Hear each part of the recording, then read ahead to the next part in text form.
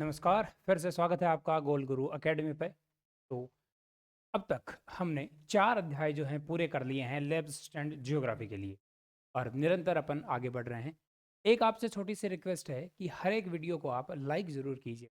अगर आपको वीडियो पसंद आए, अगर आपको लगे कि हमारे द्वारा जो भी आपको कंटेंट प्रोवाइड करवाया जा रहा है वो सही है, वो अच्छा है, तो वीडियो को लाइक और कमेंट ज़रूर कीजिए। तो चलिए आगे अपन शुरुआत करते हैं एक नए अध्याय की जिसका नाम है महासागरीय जल संचलन, मूवमेंट्स इन ओशनिक वाटर। तो चलिए शुरू करते हैं अपन इस अध्याय को। महासागरीय जल संचलन के बारे में अपन पढ़ते हैं। तो महासागर में किस प्रकार जो है तरंगे संचलित होती है, किस प्रकार तरंगे गतिमान होती है, उसी के बारे में अपन इस अध्याय में पढ़ेंगे।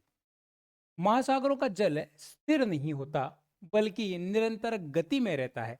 यह गति भौतिक विशेषताओं जैसे तापमान, खारापन, घनत्व और बाहरी जो बल हैं सूर्य, चंद्रमा और वायु के प्रभाव से उत्पन्न होती है।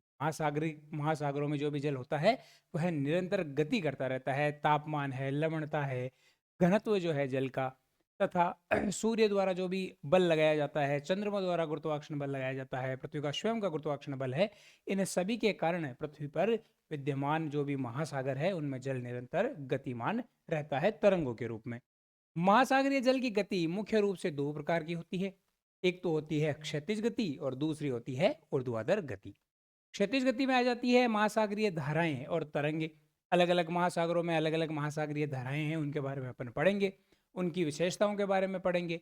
वह कहाँ से कहाँ बहती है, कौन से महासागर की वह जलधारा है, वह एक गर्म जलधारा है, एक ठंडी जलधारा है, इन सभी के बारे में अपन इस अध्याय में चर्चा करेंगे। आगे है ऊर्ध्वाधर गति। तो ऊर्ध्वाधर गति क्या होती है? ज्वार भाटा, या अपन बोल सकते हैं जल की जो ऊपर और नीचे की जो गति है वह ऊर्ध्वाधर गति कहलाती है। मेनली अपन इसमें ज्वार भाटा के बारे में पढ़ेंगे। तो महासागरीय धाराएं क्या है? महासागरीय धाराएं, तो महासागरीय धाराएं क्या है? यह एक जल की बड़ी मात्रा का एक निश्चित दिशा में लगातार बहाव होता है। पानी जो है एक निश्चित दिशा में कंटिन्यूअसली जो है वह बह रहा है, उसे अपन महासागरीय धारा बोल देते हैं। धाराओं में जल एक स्थान से दूसरे स्थान पर जाता है। महासागरीय धाराएं जलवायु, समुद्री जीवन, मानवीय गतिविधियों को प्रभावित करता है। अपन देखेंगे कि किस प्रकार कोई महासागरीय धारा जो है किसी विशेष स्थान पर चलती है और उससे क्या क्या प्रभाव उस स्थान पे होते हैं। उदाहरण के लिए अगर अपन देखें तो जहां भी विश्व में जहां भी एक ठंडी जलधारा और एक गर्म जलधारा आपस में मिलती है तो उस स्थान में जो है मछलियां खूब सारी आती है और मछली पालन वाला जो है मछली उद्योग जो है वहाँ विशेष रूप से फलता फूलता है। जैसे एक अपन उदाहरण ले सकते हैं कनाडा के आसपास न्यू फाउंडलैंड।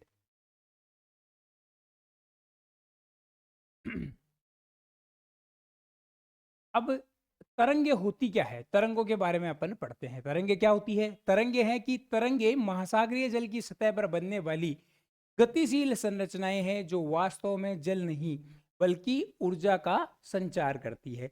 ऊर्जा का संचार किस प्रकार करती है? अपन देखते हैं कि इन तरंगों का निर्माण कैसे होता है, फिर अपन समझेंगे कि यह जल नहीं बल्कि ऊर्जा एक स्थान से दूसरे स्थान पर पहुंच रही है। वायु के प्रवाह से जल में ऊर्जा स्थानांतरित होती है जिससे तरंगे बनती है। तो सर्वप्रथम क्या हो रही है?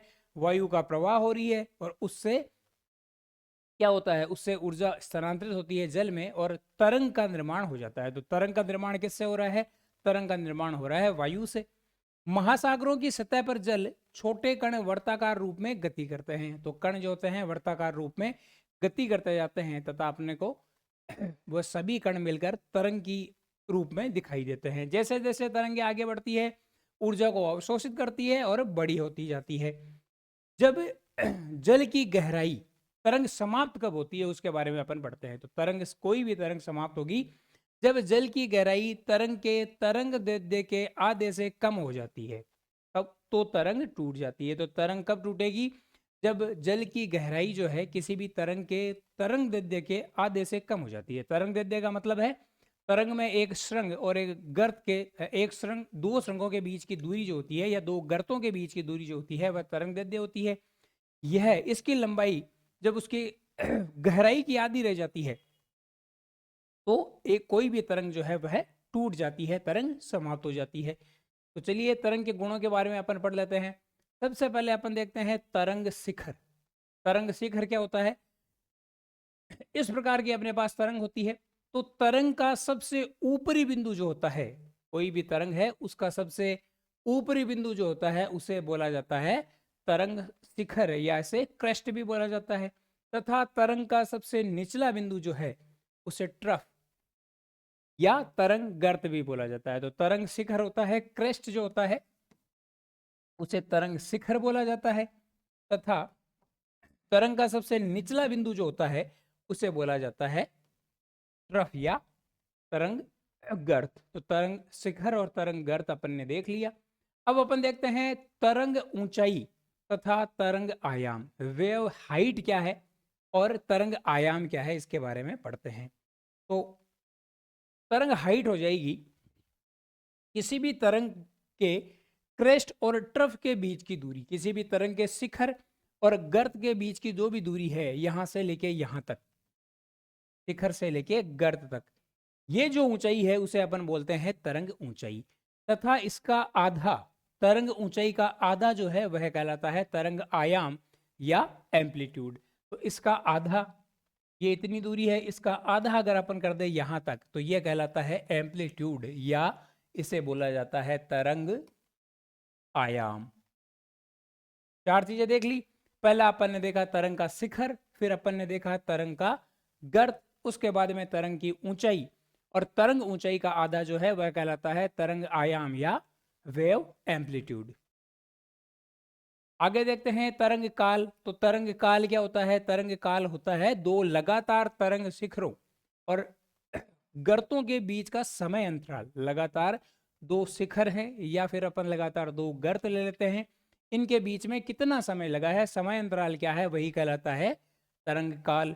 तरंग दैर्ध्य, तरंग दैर्ध्य क्या होता है? लगातार दो शिखरों या लगातार दो गर्तों के बीच की दूरी।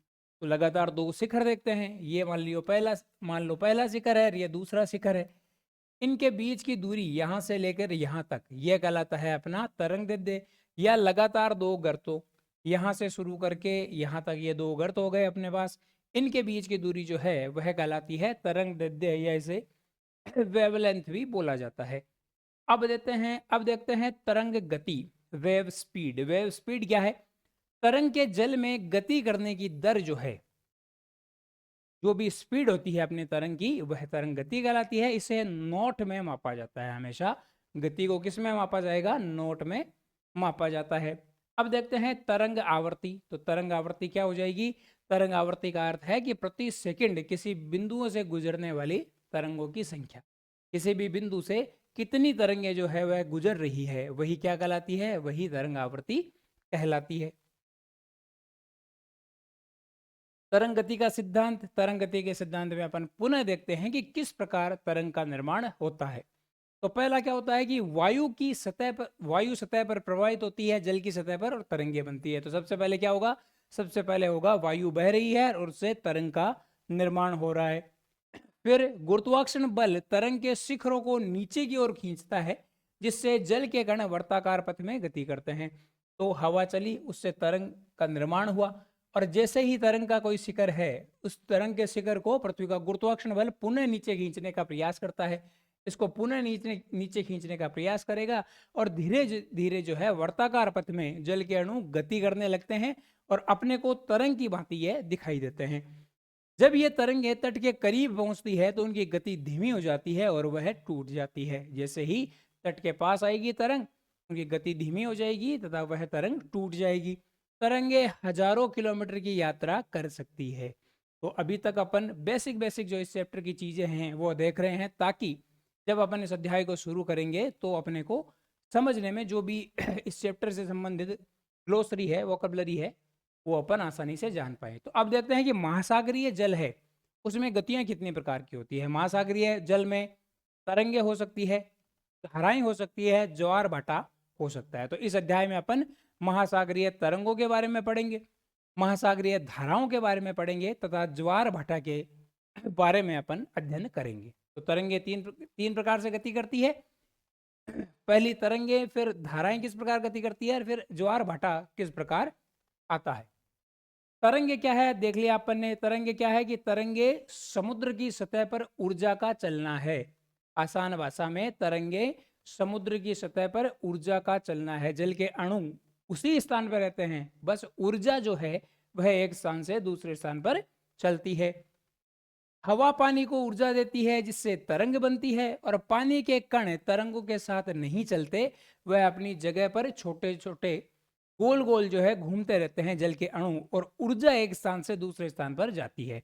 निर्माण किससे हुआ है तरंग का? हवा से, वायु से। ऊर्जा आगे बढ़ती है और तट पर पहुंचकर ऊर्जा जो है रिलीज हो जाती है, समाप्त हो जाती है। अब देखते हैं कि तरंगों का आकार और ताकत जो है, तरंग कोई भी तरंग कितनी स्ट्रांग है ये किन बातों पर निर्भर करती है। तो पहला है हवा की गति। हवा की गति ज्यादा होगी तो तरंग की गति भी ज्यादा होगी। दूसरा है हवा के बहने का समय।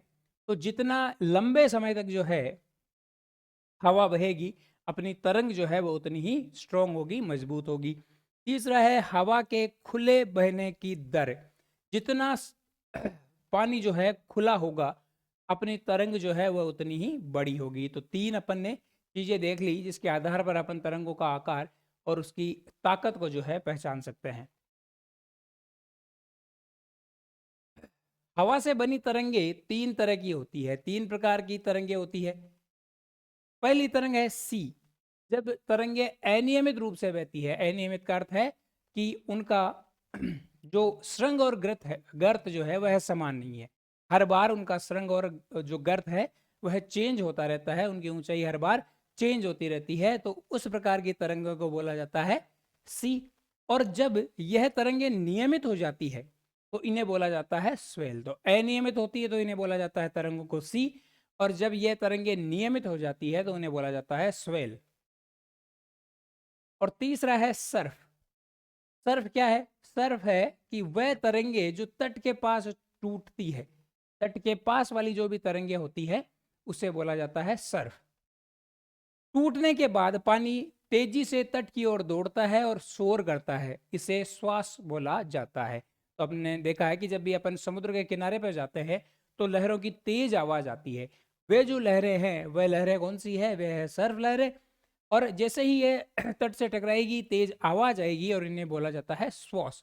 और जब ये वापस लौटती है टकराकर तो इन्हें बोला जाता है बैक वॉश।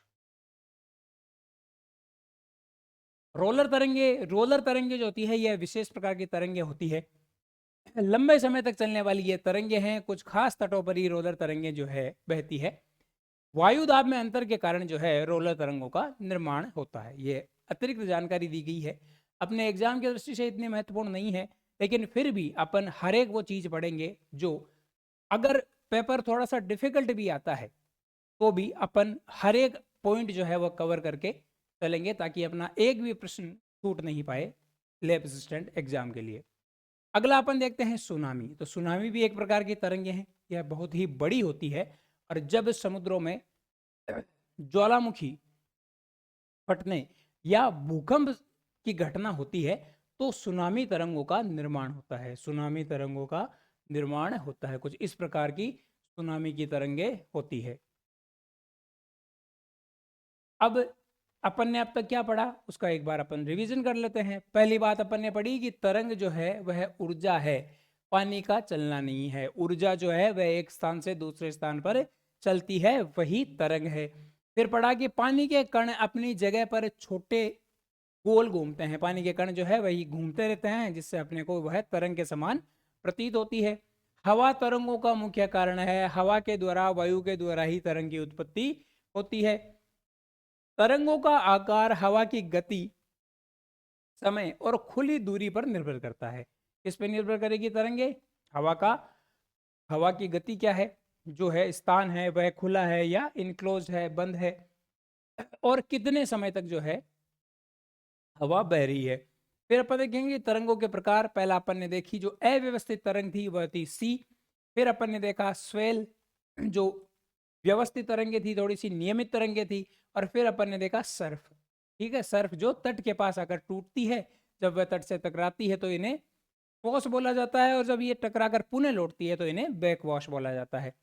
विशेष तरंगे पढ़ी अपन ने, रोलर तरंगे, लंबे समय तक तरंगे बनी रहती है, लंबी तरंगे होती है, और उसके अलावा अपन ने देखी सुनामी, जो भूकंप व ज्वालामुखी की घटना जब समुद्र में होती है तो सुनामी का निर्माण होता है। याद रखने के लिए इस सभी जो अभी तक अपन ने मटेरियल पढ़ा उसे चार्ट के रूप में दिखा दिया गया है, क्योंकि देखिए अपन जब भी वापस रिवीजन करते हैं तो यह संभव नहीं है कि अपन एक साथ 500-600 पेज एक दिन में पढ़ सके। तो जैसे ही अपनी क्लास खत्म होगी और क्लास बीच बीच में चलती रहेगी, तो अपन क्या करेंगे, जो भी अपने पास मटेरियल है उसको चार्ट के रूप में दर्शा देंगे, ताकि जब भी अपन रिवीजन करें, अपने को पूरे सिलेबस का रिवीजन जब भी करना पड़ेगा, तो अपने को 600 पेज नहीं पढ़ना पड़े। उन 600 पेज को अपन कंसाइज करके 60 से 70 पेज में बना लेंगे। ये अपन आगे आने वाली क्लास में करेंगे जब अपना सिलेबस खत्म होने को होगा। अभी के लिए आप स्वयं प्रयास करें कि जो भी अपन पढ़ रहे हैं उसे कंसाइज करते जाएं, और ताकि अपन उसका रिवीजन जो है वह अधिक से अधिक बार कर सके। पहली बार आप जो भी पढ़ाया गया है उसको पूरा पढ़े, एक बार फिर से उसको पूरा पढ़े, तो तीसरी से चौथी बार आप ट्राई करें कि उनको छोटे नोट्स के रूप में बनाया जा सके। तो इन सभी तरंगों के बारे में अपन ने यहाँ बता दिया। पहले जो है सी कैसी होती है, कहाँ होती है, और खास बात सी में क्या है। अब अपना अगला टॉपिक आता है ज्वार भाटा। ज्वार भाटा क्या है? तो ज्वार भाटा क्या है कि ज्वार भाटा समुद्र तल के नियतकालिक उठने और गिरने की प्रक्रिया है। समुद्र का जो तल होता है वह नियत समय में उठता है तथा वापस जल का स्तर वहां से कम होता है। यही क्रिया जो है यह ज्वार भाटा कहलाती है। क्यों होता है ज्वार भाटा? यह मुख्य रूप से चंद्रमा और सूर्य के गुरुत्वाकर्षण बल और पृथ्वी जो अपकेंद्रीय बल लगाती है घूर्णन के कारण, उन सभी प्रभावों के कारण जो है पृथ्वी पर ज्वार भाटा की उत्पत्ति होती है। कौन कौन से कारण थे? पहला कारण है गुरुत्वाकर्षण बल। किसका गुरुत्वाकर्षण बल? चंद्रमा का और सूर्य का पृथ्वी पर लगने वाला गुरुत्वाकर्षण बल। चंद्रमा और सूर्य जो गुरुत्वाकर्षण बल लगा रहे हैं उससे ज्वार भाटा की उत्पत्ति होती है।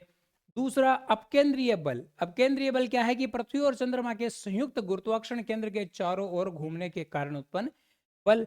और तीसरा जो है वह महासागरीय स्थलाकृति। तो महासागरीय स्थलाकृति भी जो है वह ज्वार भाटा को प्रभावित करती है। अब देखते हैं चंद्रमा का प्रभाव क्या होता है। तो अगर एक बात अपन ध्यान दें तो चंद्रमा जो है वह सूर्य की तुलना में पृथ्वी से नजदीक होता है। चंद्रमा की स्थिति सूर्य की तुलना में पृथ्वी से पास होती है। इसके कारण चंद्रमा जो है पृथ्वी पर गुरुत्वाकर्षण बल लगाएगा वह सूर्य से ज्यादा लगाएगा। क्योंकि चंद्रमा सूर्य की तुलना में पृथ्वी के पास है, इसलिए चंद्रमा जो गुरुत्वाकर्षण बल लगा रहा है वह गुरुत्वाकर्षण बल सूर्य की तुलना में अधिक है। कितना अधिक है? यह 2.17 गुना अधिक है। 2.17 गुना, या इसे अपन बोल सकते हैं 11:5। 2.17 गुना अधिक गुरुत्वाकर्षण बल लगा रहा है चंद्रमा, या इसे अनुपात में देखें सूर्य की तुलना में तो यह होता है 11:5। पृथ्वी का जो हिस्सा चंद्रमा के सामने होता है वहां पानी ज्यादा खिंचता है, वहां ज्वार आता है, तथा दूसरा हिस्सा जो चंद्रमा से दूर है वहां पर अपकेंद्रीय बल के कारण ज्वार आता है। जो चंद्रमा के सामने हिस्सा होगा, तो जैसे मान लो ये पृथ्वी है, ये अपना चंद्रमा है, यह सामने का हिस्सा है, तो चंद्रमा का जो गुरुत्वाकर्षण बल है वो उसको खींचने का प्रयास करेगा, वहां ज्वार आएगा। तथा इसके ठीक विपरीत का जो हिस्सा है उस विपरीत के हिस्से में अपकेंद्रीय बल के कारण ज्वार उत्पन्न होता है। भाटा कैसे बनता है? तो दो स्थानों पर अगर ज्वार आ रहा है तो वह पानी खींच के आ रहा है पृथ्वी की सतह पर ही, जहां जहां पानी अवेलेबल है महाद्वीप महासागरों में। तो ज्वार वाले हिस्सों में पानी खींचने से बाकी जगहों का पानी जो है नीचे चला जाता है। तो जिस जिस हिस्से में ज्वार आ रहा है वहां तो पानी खींच के ऊपर हो गया, और जो साइड में जो भी जगह है वहां से ये पानी खिंचता हुआ आ रहा है, तो बाकी की जो भी जगह होगी वहां भाटा की स्थिति होगी। ज्वार भाटा कब और कैसे आता है ये अपन देखते हैं। तो अपने को पता है कि हर दिन में 2 ज्वार और 2 भाटे आते हैं। एक दिन में 2 ज्वार आएंगे और 2 ही भाटे आएंगे किसी स्थान पर। पृथ्वी 24 घंटे में चक्कर पूरा करती है, इसलिए 12 घंटे के बाद में ज्वार आना चाहिए। पृथ्वी जो है क्या करती है? पृथ्वी अपने एक्स पर जो है घूर्णन कर रही है, और इस घूर्णन करने में कितना टाइम लगता है? पृथ्वी को अपने एक्स पर घूर्णन करने में 24 घंटे लगते हैं। इसका मतलब ये है कि हर एक 12 घंटे पर जैसे ही चंद्रमा की स्थिति होगी तो ज्वार आना चाहिए, लेकिन ऐसा नहीं होता। क्योंकि चंद्रमा भी जो है यह पृथ्वी के चारों ओर घूर्णन कर रहा है, और चंद्रमा की गति जो है वह थोड़ी सी धीमी है पृथ्वी के चारों ओर घूर्णन करने के कारण। इसके कारण जो ज्वार भाटा है यह हर एक 12 घंटे में जो है ज्वार नहीं आता, पर चंद्रमा पृथ्वी के चारों ओर घूमता है, इसलिए ज्वार जो है 26 मिनट देरी से आता है। तो जो ज्वार के बाद भाटा कितनी देर में आएगा? 6 घंटे 13 मिनट में। यह अपन बोल सकते हैं कि ज्वार भाटा जो है यह 12 घंटे और 26 मिनट में जो है आएगा।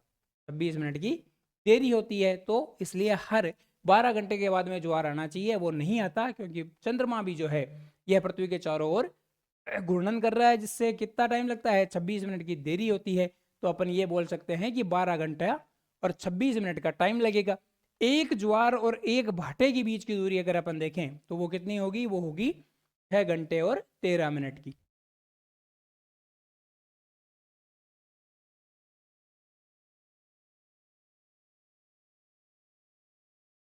अब अपन देखते हैं ज्वार भाटे के प्रकार। कितने प्रकार का होता है ज्वार भाटा?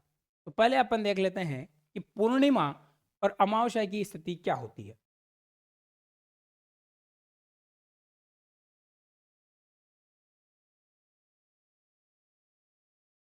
कब स्थिति पूर्णिमा की होगी और कब अमावस्या की स्थिति होती है पृथ्वी पर? तो ये अपन देखें, तो पूर्णिमा की स्थिति होती है, कब होती है? जब सूर्य बीच में आए पृथ्वी और साइड में रह जाए चंद्रमा। तो यह स्थिति जो होती है वह होती है किसकी?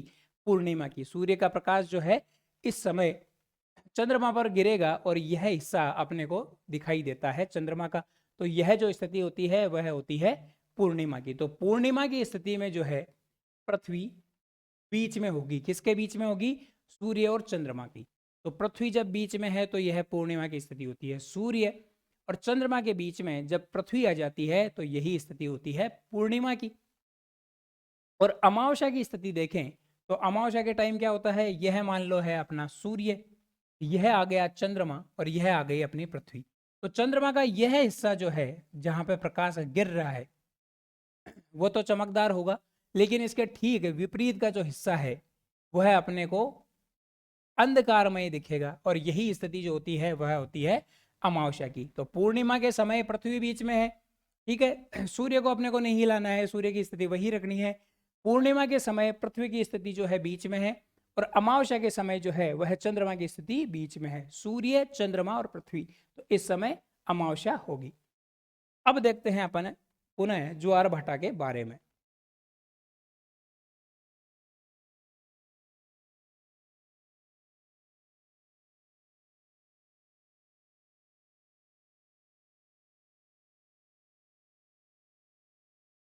चलिए पुनः देखते हैं ज्वार भाटा के बारे में। पहला जो है, ज्वार भाटा कई तरह के होते हैं, इन्हें ऊंचाई और समय के आधार पर बांटा गया है।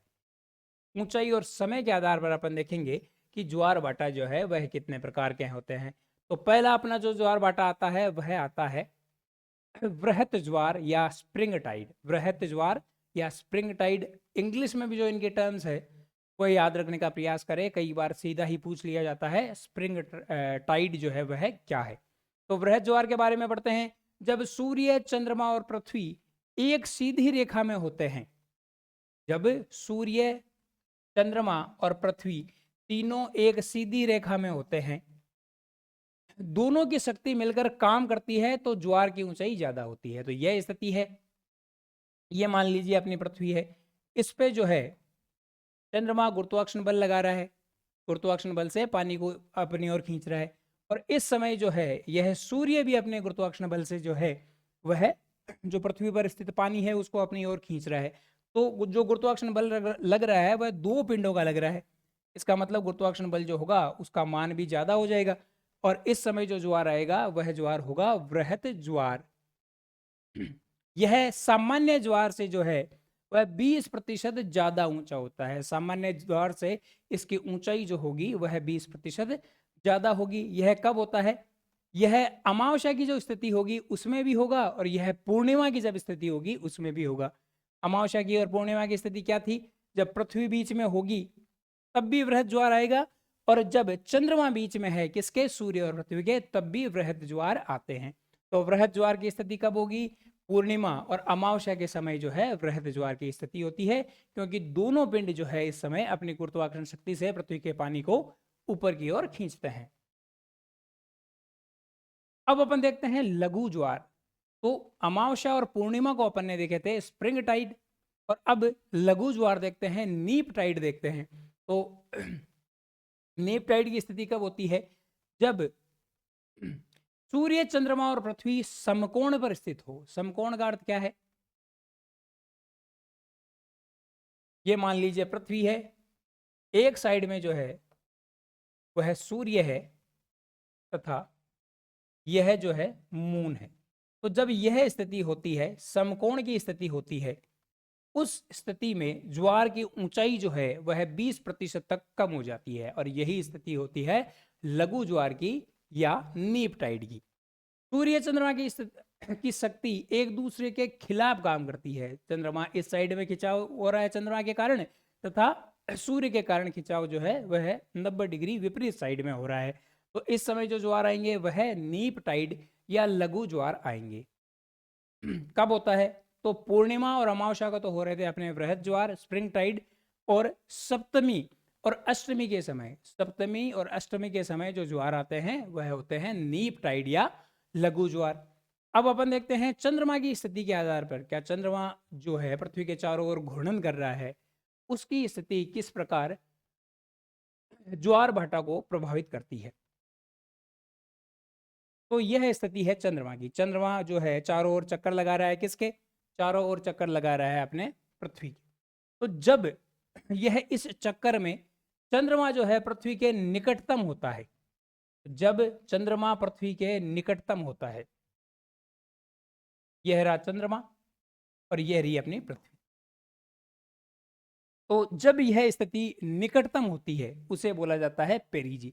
इस समय अगर अपन देखेंगे तो इस समय जो सूर्य है यह भी पृथ्वी के निकटतम है, तथा चंद्रमा भी जब पृथ्वी के निकटतम हो जाता है तो उस स्थिति में क्या होगा?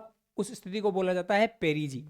जब चंद्रमा जो है पृथ्वी के निकटतम स्थित होता है वह स्थिति होती है पेरिजी, और जब चंद्रमा जो है यह पृथ्वी से दूरी पर स्थित होता है, अधिकतम दूरी पर स्थित होता है, उसे बोला जाता है अपोजी। पेरिजी है मतलब चंद्रमा जो है जिस कक्षा में चक्कर लगा रहा है पृथ्वी के चारों ओर, उस कक्षा में पृथ्वी के निकटतम है, वो हो गया पेरिजी, और जब यह दूर स्थित होता है उसे बोला जाता है अपोजी। तो उसके आधार पर अपन देखते हैं ज्वार भाटा। समीप ज्वार भाटा जब पेरिजी की स्थिति हो तो उसे पेरिजियन टाइड बोला जाता है। पेरिजी का मतलब है कि इस समय चंद्रमा जो है वह पृथ्वी के निकटतम स्थित है अपने घूर्णन की कक्षा में।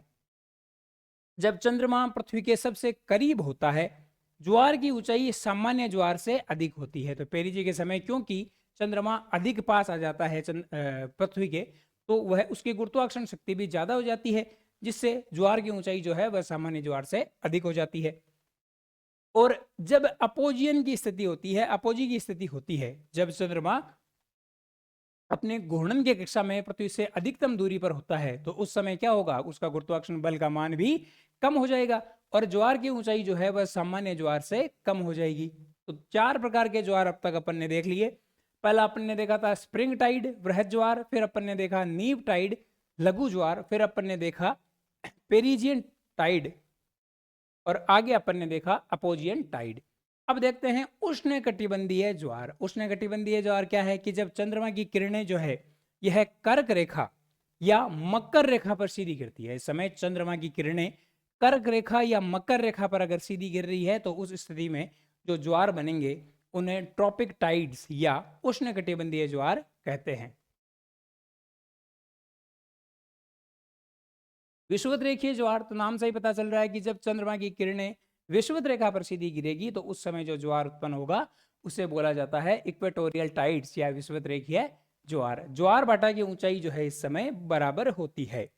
सर्वोच्च ज्वार, सर्वोच्च ज्वार क्या है? कि जब सूर्य चंद्रमा दोनों पृथ्वी के बहुत करीब हो जाते हैं, जब सूर्य भी, चंद्रमा भी पृथ्वी के करीब हो अपने घूर्णन की कक्षा में, और सूर्य भी अपने घूर्णन के, पृथ्वी भी जो है अपने घूर्णन की कक्षा में सूर्य के करीब हो, पृथ्वी भी करीब है सूर्य की तथा चंद्रमा भी करीब है सूर्य की, तो इस स्थिति में जो है सबसे अधिक ऊंचाई वाले ज्वार आते हैं जिन्हें बोला जाता है सर्वोच्च ज्वार।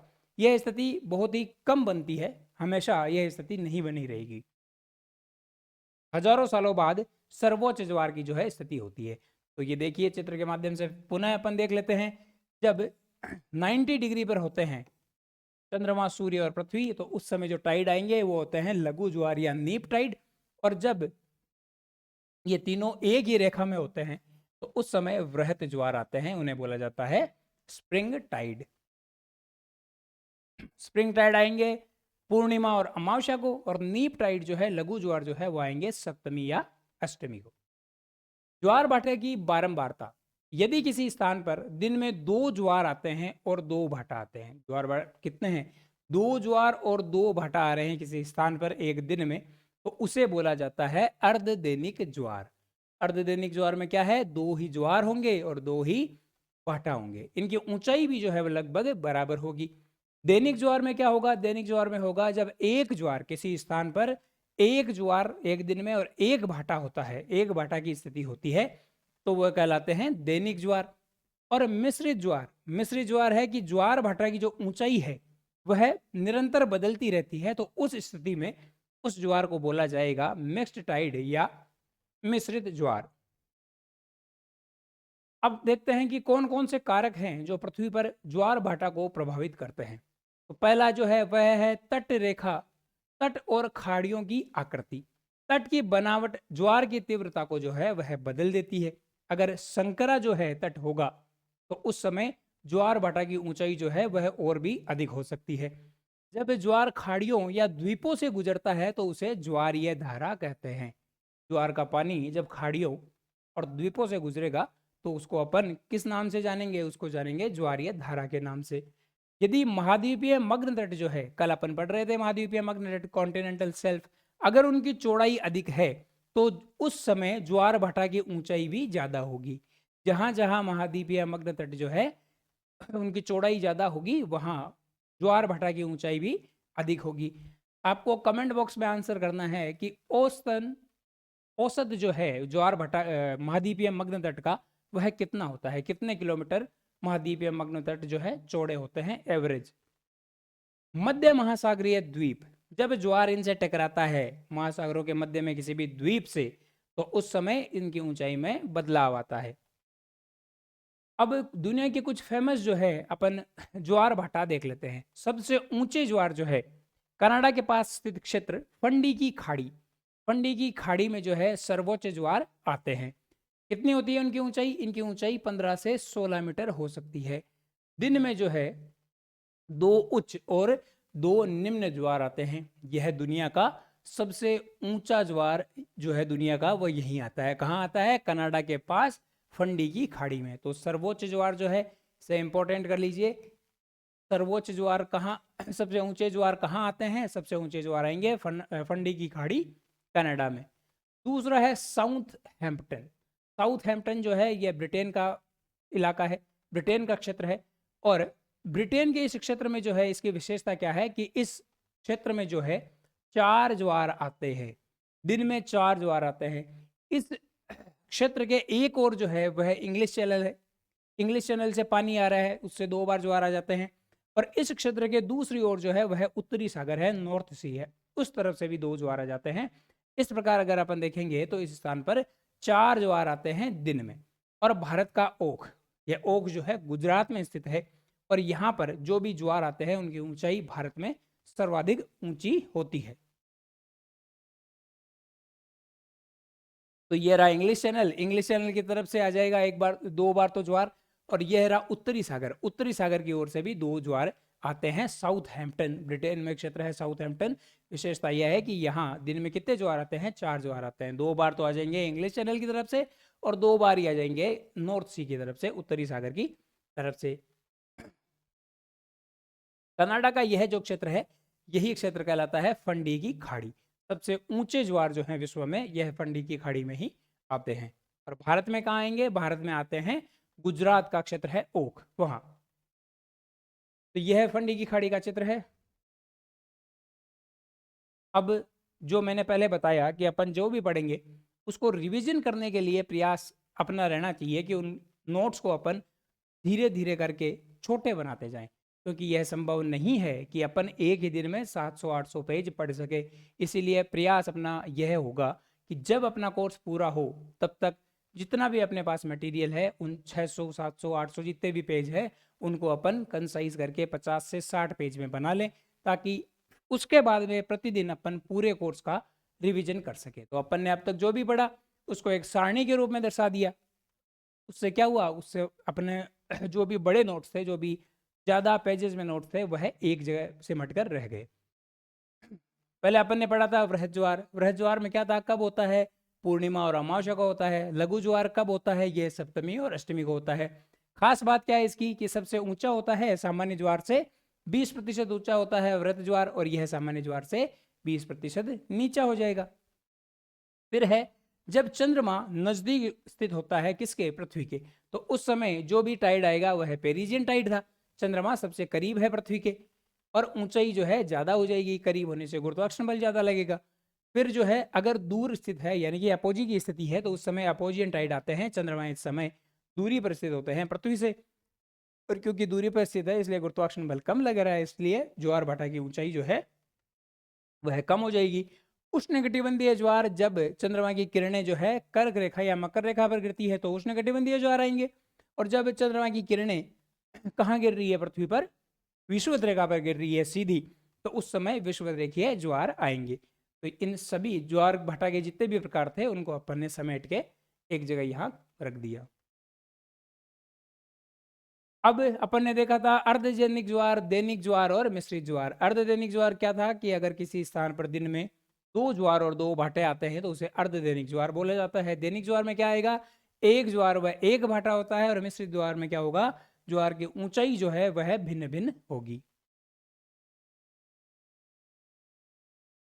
तो अपन ने देख लिया था अब तक जो भी देखा उसमें इंपॉर्टेंट पॉइंट्स क्या क्या थे वो पुनः अपन देख लेते हैं कि ज्वार भाटा, कारण क्या है ज्वार भाटा के आने का, तो ज्वार भाटे के आने का कारण है, पहला तो है कि सूर्य और चंद्रमा की गुरुत्वाकर्षण शक्ति, जिसमें चंद्रमा जो है वह अधिक मात्रा में ज्वार भाटा में भूमिका निभाता है, क्योंकि चंद्रमा जो है सूर्य की तुलना में गुरुत्वाकर्षण शक्ति जो है चंद्रमा की वह 2.15 गुना ज्यादा होती है। 11:5 के अनुपात में चंद्रमा और सूर्य की गुरुत्वाकर्षण शक्ति लगती है पृथ्वी पर। चंद्रमा का प्रभाव ज्यादा है क्योंकि वह करीब है। दिन में 2 ज्वार और 2 भाटा आते हैं, लेकिन अंतर कितना हो जाता है, अंतर हो जाता है 26 मिनट का, 12 घंटे 26 मिनट का। या फिर बोले कि एक ज्वार और एक भाटे में अंतर जो है वह हो जाएगा 6 घंटे और 13 मिनट का। ज्वार की ऊंचाई सूर्य चंद्रमा की स्थिति, दूरी और तट की बनावट पर निर्भर करती है। सबसे ऊंचा ज्वार अपन ने देखा था कनाडा में फंडी की खाड़ी में।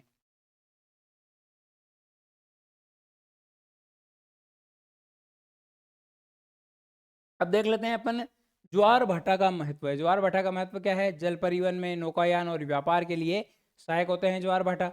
ऊर्जा के उत्पादन में, क्योंकि तरंगे जो है वह एक ऊर्जा का ही रूप है, अधिक मात्रा में तरंगे आ रही है, अधिक तेज जो है, अधिक शक्तिशाली तरंगे आ रही है, तो उनके उपयोग से ज्वारीय ऊर्जा से बिजली बना ली जाएगी। मत्स्य उद्योग में ज्वार मछलियों और अन्य समुद्री जीवों के आवागमन को प्रभावित करता है, जिससे मछली पालन का कार्य भी किया जा सकता है। और पर्यटन में ज्वार भाटा कई स्थानों पर आकर्षक केंद्र होता है, उसको देखने के लिए पर्यटक जाते हैं, तो पर्यटन की दृष्टि से भी ज्वार भाटा महत्वपूर्ण है। तो इसी के साथ अपना यह अध्याय जो है आधा पूरा हो चुका है। अपन ने अब तक पढ़ा कि महासागर में किस प्रकार गति होती है, तरंगे कितनी प्रकार की होती है। अगला जो है इस चैप्टर का अगला भाग वो होगा महासागरीय धाराएं। अपन हर एक महासागर में महासागरीय धारा को डिटेल से पढ़ेंगे। आपके एग्जाम की दृष्टि से आपके इतना ही याद रखना है कि कौन यह कोई भी जो महासागरीय धारा है वह कौन से महासागर की है, कहाँ से कहाँ की ओर यह बहती है। यह जल धारा जो है गर्म जल धारा है या ठंडी जल धारा है, लेकिन ताकि आपको रटना नहीं पड़े कि गर्म जलधारा कौन सी है, ठंडी जलधारा कौन सी है, इसीलिए इस टॉपिक को अपन डिटेल में पढ़ेंगे। एक बार पढ़ने के बाद में आपको उसको रटने की आवश्यकता नहीं होगी। बहुत बहुत धन्यवाद आपका वीडियो को देखने के लिए। चैनल को लाइक, शेयर और सब्सक्राइब करना नहीं भूलें। जय हिंद, जय भारत।